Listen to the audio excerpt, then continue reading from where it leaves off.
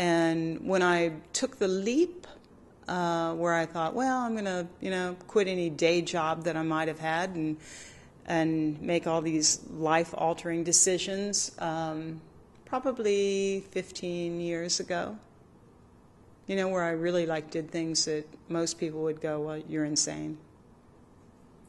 What did that start with? One day a light went off, and I said, wow, if you don't pursue your dream, you're not going to. And within probably 2 days, I quit that job and rented a studio and never looked back. I think that one of the things that really serious artists struggle with is economic viability.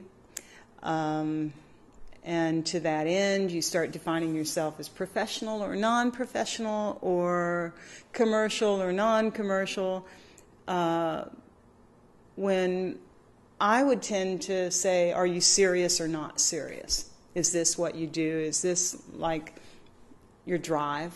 Is this, what you're compelled to do? Is this your way of expressing what you feel about life? Like when somebody asks, where do you go to get inspiration, I kind of have to chuckle because I think that's like a pat question. And it's kind of a formulaic question. Like artists have to go somewhere to get inspiration, as opposed to that it's primary. That what we have to do is figure out how to translate where we've been. Like I don't think about going somewhere to get inspiration. I don't need inspiration. What I am trying to do is communicate things that cannot be communicated within the palette of communication tools that I've been provided in everyday life.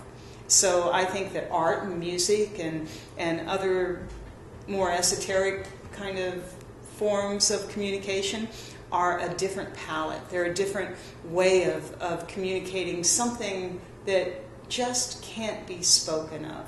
So if you ask, where do I go to get this? I am or experience things, and then I try to figure out how to translate what I've experienced so that it can be communicated to other people. And I don't see life, I don't experience life in a really pragmatic sort of linear fashion. I think that things happen that are a little not easily explained. That things unfold at times in life in a way that you have to go, wow, that was more than coincidental, or what just happened, or did I really see that, or holy cow, this maybe was a miracle, or this was something out of the ordinary. All of those terms, like out of the ordinary, or it's a miracle, or something like that, have to do with perception. And if your perception defines how everything's supposed to go down, well, then you're only going to see it that way. But if you're really wide open, then all sorts of things are going to come to you that are beyond that definition, that sort of linear, small, contained subset. And so a lot of stuff happens, or I experience things that way, and so then I try to communicate it. And I try to communicate it visually because I don't have a verbal context to possibly be able to communicate that within.